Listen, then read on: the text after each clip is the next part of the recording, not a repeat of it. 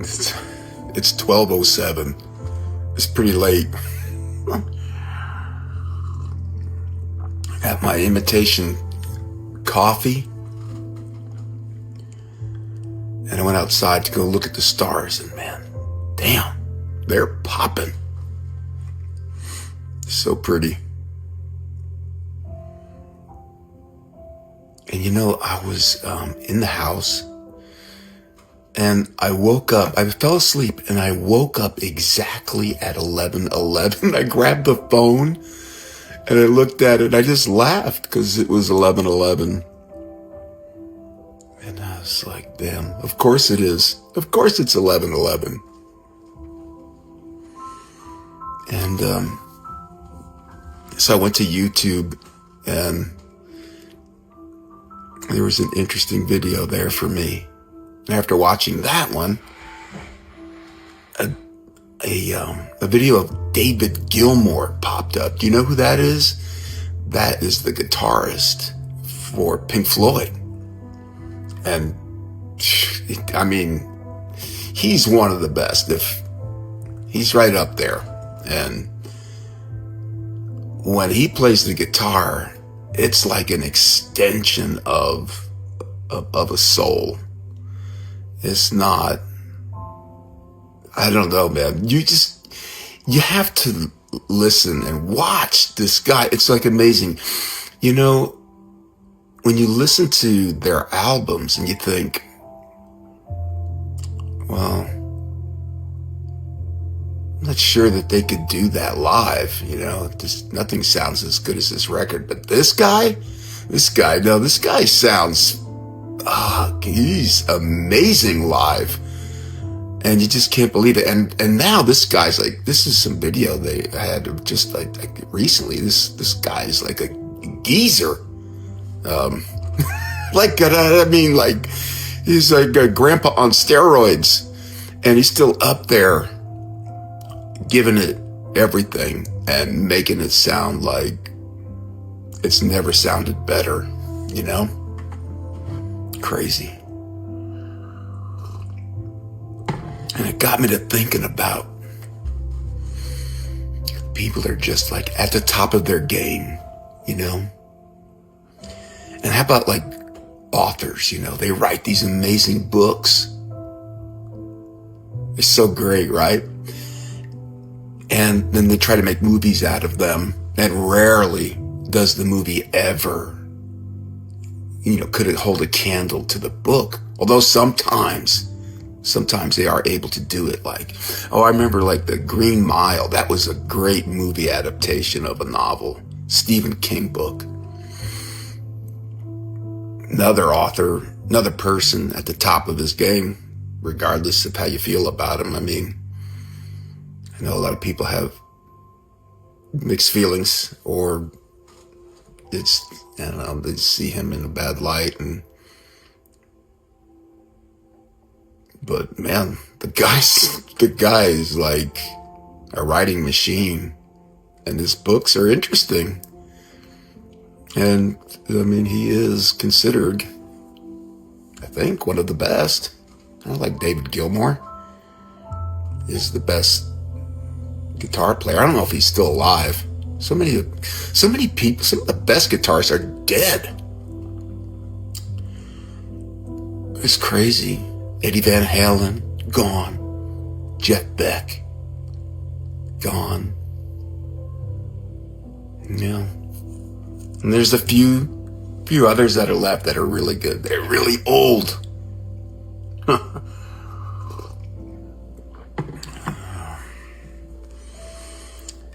You know,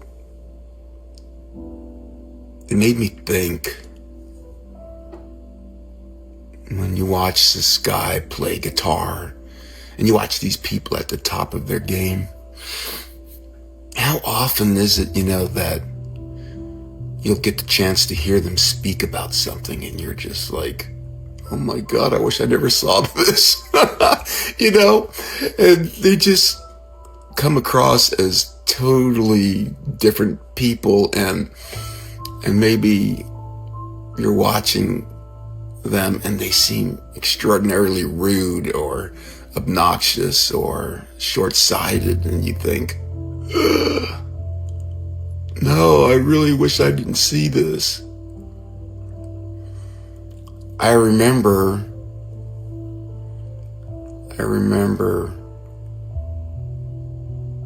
some time ago, I was discussing this with someone that I loved. And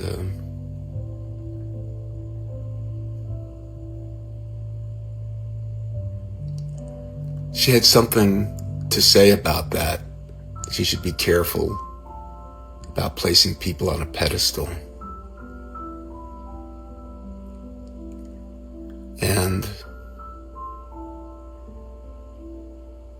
I started a conversation tonight with ChatGPT, and I was talking about it, and this is what came out of that discussion.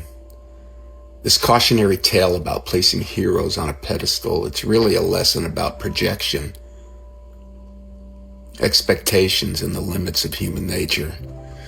When we elevate someone to an idealized status, whether a public figure, a spiritual teacher, a partner, or even a parent, we aren't truly seeing them. We're seeing our own reflection of what we long for. Their brilliance becomes a mirror for our own unacknowledged potential, and their flaws, when they inevitably appear, can sometimes feel like a personal betrayal. Man. The disappointment that follows is not just about them failing us. It's about our realization that we were worshiping an illusion. The pedestal we built was always precarious because it was made of expectations, not truth. In mystic terms, this is the fall from Eden, the moment that innocence meets complexity.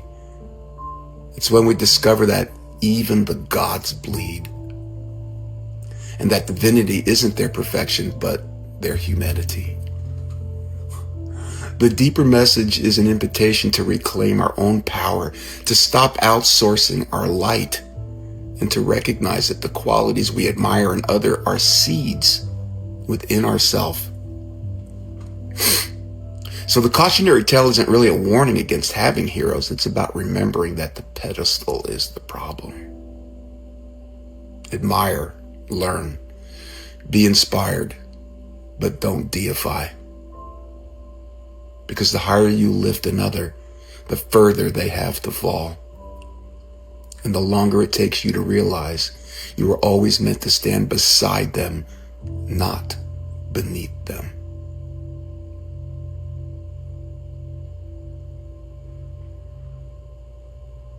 Man.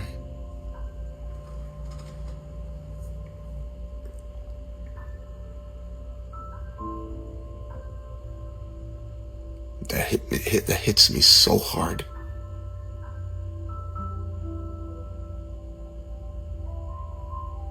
You're always meant to stand beside them, not beneath them. How many people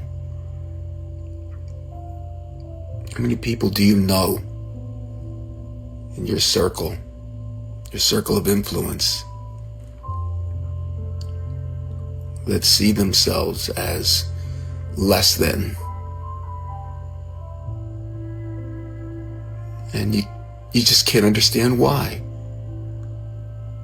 You care about this person, you love them, you see the best in them, but they only see the worst in themselves, which is not even bad. And you just can't understand this tortured mind that believes they are less than.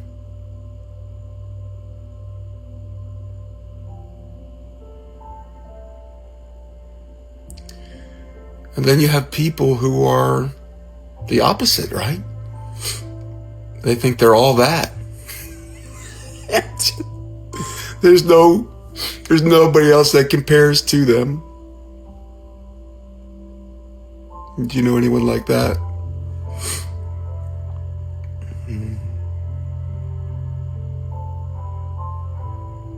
That music's beautiful, huh?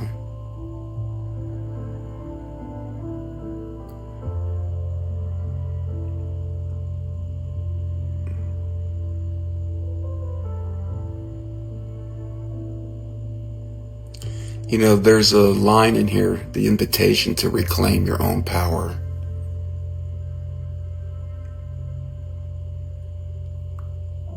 And that is the power of awakening. The awakening process. It's a painful process, but in the end, that is exactly what you do. You reclaim your own power. And it's a lonely power. It really is. When we think about the people at the top of their game, and they really are, you know, at least in terms of their professional life, you know, they are in a space all their own. There's how many people can stand up there with David Gilmour, play a guitar like that? Not many. And you know, it's more than just being able to play guitar. There's many really great guitar players, but what enables somebody to be able to play guitar like that and distinguish themselves from all the rest of the people who play great guitar, you know? Or someone who can write a book, can write a good story, but are they Stephen King? Can they stand with Stephen King? Can they go have lunch with him? And I'm just saying that, you know, there's good, there's great, and then there's the mythic, right? You know? How do they rise to the very, very top? And is it even, is it worthwhile to be there, to even get there? I don't know. I read some books about, I remember Sammy Hagar wrote this book, and he was talking about the stuff that they did on tour, you know, and I was thinking to myself, like, that sounds really dangerous. I don't think that I would want to be engaged in the things that they were doing. And it's like, you're really taking a chance, you know. But these guys, these people, they just seem to be willing to just give it everything they've got, everything and more. And that's why they're where they are. Yeah.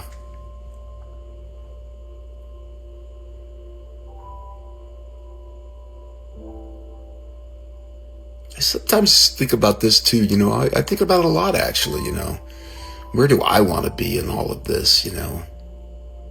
Of course, you don't want to sit around and do nothing, but also, I think being at the top is not something I want either. I'm going to be somewhere in the middle, you know? I'm going to be proud of the work that I do and have tremendous reach. I mean, I'd like to have customers all over the United States and maybe someday all over the world. But at some point, you know, the pursuit of that legendary status, I wonder, you know, how much of your life does it take over, and what do you miss out on when you embark on that kind of journey, you know? Is it really worth it for your 15 minutes of fame? Although some people, they can really hang on to that 15 minutes.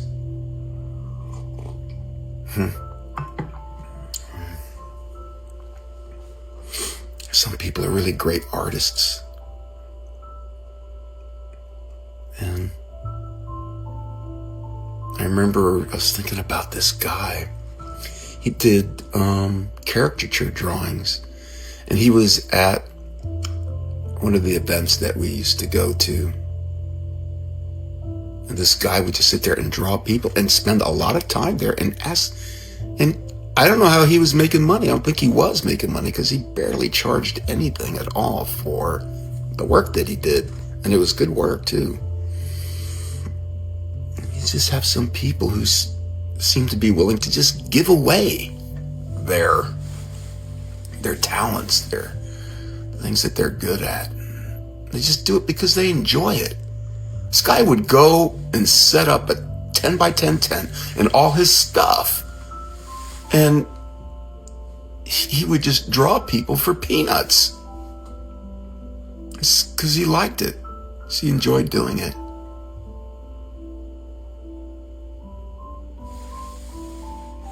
Do you know anyone like that? They would do it for nothing.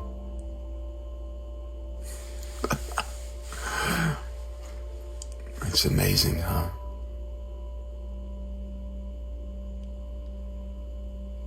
I feel that way about my videos. I never ask for likes. I never ask for subscriptions. I don't chase that. I just like having the conversation. I like the connection. I like the potential. And it's really nice to be able to do this and not have to worry about money. Because you see behind me, that's what I do for the money. But for the love, the real love, the part of me that's the most genuine, it's this. It's this time, our talks, our connection, our potential, our future. That means more to me than making $1. But if this was all I was ever going to do, I'd have to be forced, right? I'd be faced with the pressure of paying bills. And so I'd have to beg for subs and ask you to smash that like button. And now I don't have to. It feels good. It feels good. I could just come here and talk about whatever I want. You know?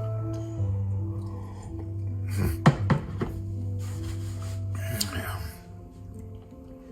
It took a long time to get here. And I had to go through the worst pain imaginable to free this part of me. And you'll see that we talk on this channel a lot about awakenings.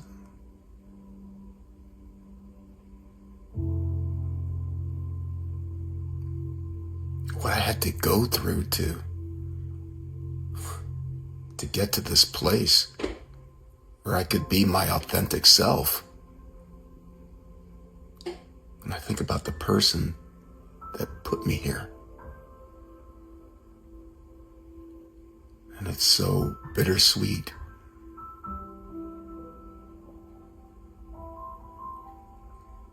I wish I could share this with her. But for some reason, the universe says no. You're walking this walk alone.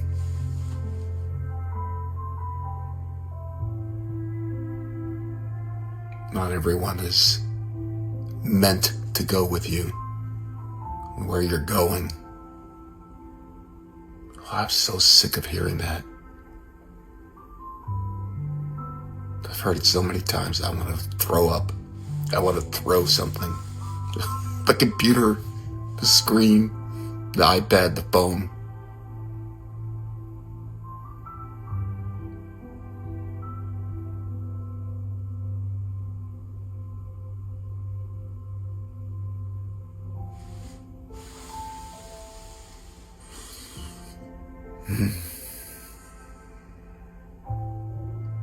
Did I mention the stars? I went out, and man, they're popping. They're so bright against that dark sky. If you go out right now, they look amazing. The moon's gone.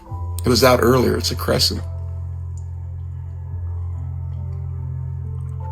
It was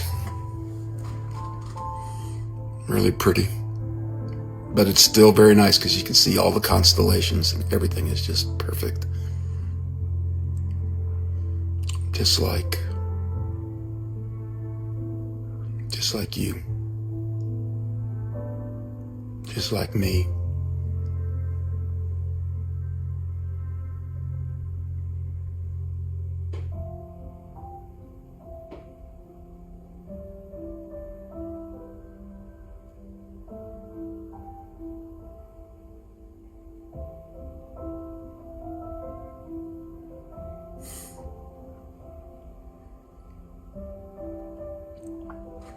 I love you guys. I'll see you soon. Good night.